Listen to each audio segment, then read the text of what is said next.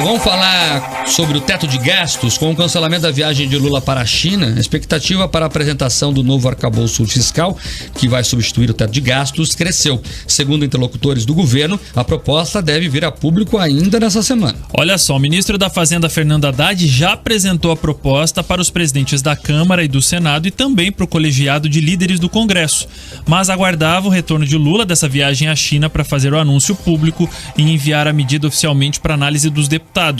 Na semana passada, o Banco Central manteve a taxa de juros em 3,75%, contrariando a vontade da equipe econômica do governo, que considera que juros altos impedem o crescimento do país. Buscando dar mais segurança e previsibilidade para investidores, Haddad deve tomar os holofotes para si e começar uma grande campanha para convencer os deputados e senadores que sua proposta garante as despesas essenciais do governo, mas que não aumentam os rombos nas contas públicas, o que causaria pressão no Banco Central para também reduzir a taxa básica de juros.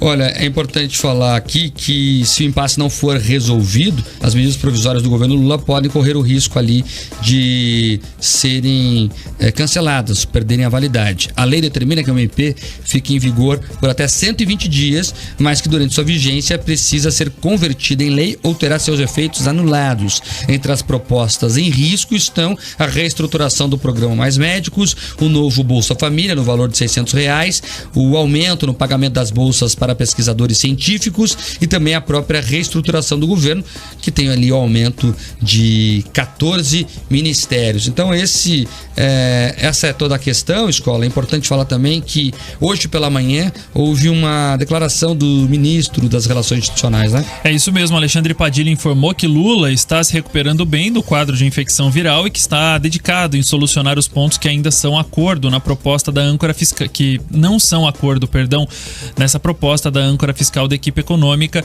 além de buscar um consenso na crise entre os presidentes da Câmara e do Senado. Na semana passada, por exemplo, Arthur Lira, do Progressistas, e Rodrigo Pacheco, do PSD, entraram em atrito público por discordarem da forma com que medidas provisórias devem tramitar no Congresso.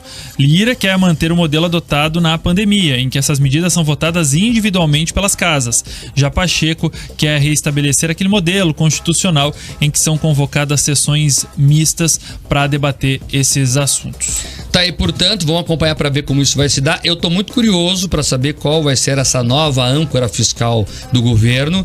Interessante que mudaram de nome, né? Teto de gastos era mais, inclusive, factível, viu, Escola? Ó, tem um teto, você não pode furar o teto, né? Até didaticamente, para o pagador de impostos, né? É mais fácil de entender. E veja, você tem que ter uma linguagem bem clara, porque pagador de impostos somos todos nós, né? Desde o PhD em direito tributário, em direito fiscal, até a mais simples dona de casa. Então, é importante conversar bem com os pagadores de impostos. Mas, né, colocaram agora a âncora fiscal. Vamos ver o que vai ter essa âncora, né, fiscal, né? Pra mim, âncora puxa pra baixo, né? Tá mais eu fico assustado, sabia? Eu, quando eu fui ler o conceito, eu fiquei assustado, porque se você procura algo que vai te colocar um limite, a âncora...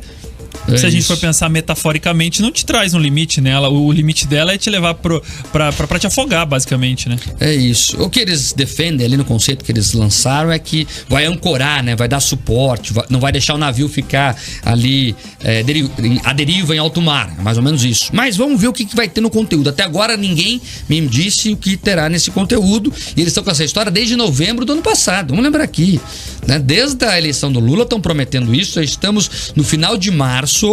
Nós estamos chegando nos 100 dias de governo e o governo não explicou até agora como vai ancorar a política fiscal, não explicou como vai reduzir os juros. O Lula fica batendo no Campos Neto, né, mas não diz como vai reduzir o juro, até porque a redução de juros depende da âncora fiscal. Quando o governo tem responsabilidade do gasto, né, o juro baixa. Não adianta querer baixar o juro trocando o presidente do BC, porque não vai resolver. A economia é uma coisa viva, ela tem engrenagens que se movimentam e uma depende da outra.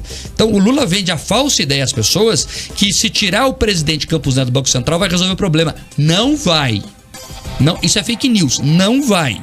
O que resolve o juro no Brasil é o governo gastar menos e ter responsabilidade com as contas públicas, que é a famosa âncora fiscal. O que vai resolver o problema do juro no Brasil é a inflação melhor controlada. né? O Haddad, ministro da Economia, não sabe nem como é o papel dele nesta questão. Ele não sabia que ele faz parte de um conselho. Tá perdido, né? Que define a meta de inflação. E é justamente essa meta que serve como um dos parâmetros, tem mais coisas, mas um dos parâmetros para justamente o Banco Central discutir o juro. Então, é muita bravata, é muita conversa, né? E nada de prático. Nós estamos chegando aos 100 dias de governo e a questão econômica está à deriva. Talvez por isso a âncora, Escola, porque eles precisam ancorar em algum lugar mesmo, porque até agora está à deriva. Isso é assustador. Isso é uma pesquisa semana passada, feita por federações empresariais, Escola, que me assustou.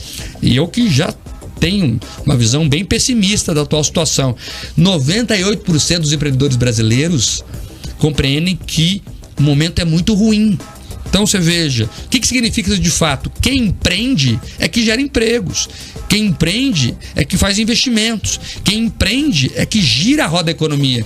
E se quem empreende está desanimado, quer dizer que ele vai guardar o dinheiro no banco, vai guardar o dinheiro em algum lugar, não vai investir. Isso gera desemprego, isso gera baixo crescimento do PIB, isso é ruim ao país. Então, nós precisamos que o governo se mexa. Pare de bravataria, pare de dar declarações estabanadas e apresente soluções. Vamos ver como é que isso vai terminar de fato.